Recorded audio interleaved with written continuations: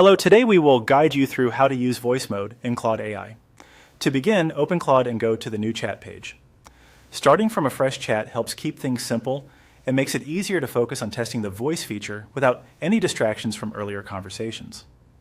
Once the page loads, look toward the message box area where you would normally type your prompt. Near the text box, you'll see the voice mode icon beside the microphone icon. This is the control you'll use to switch from typing to speaking.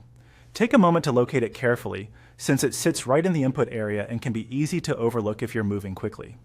Voice mode is useful when you want a more natural, hands-free way to interact, or when speaking feels faster than typing. When you've found the voice mode icon, click on it. This activates the feature and prepares Claude to listen for your voice input.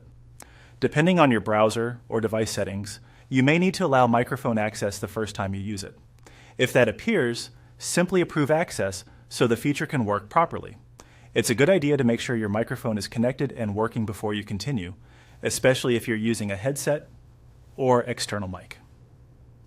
After voice mode is active, go ahead and say something to test it. You can keep it very simple, like a short greeting or a basic question, just to confirm that your speech is being picked up clearly.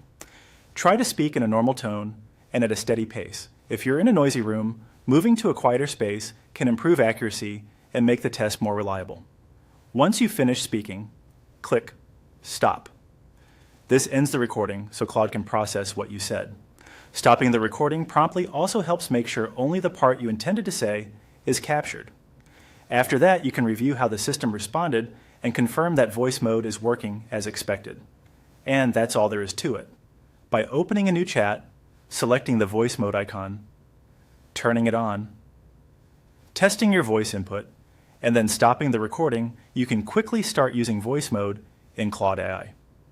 If it doesn't work on the first try, check your microphone permissions and audio settings, then try again. With everything set up correctly, voice mode can be a fast and convenient way to interact with Claude.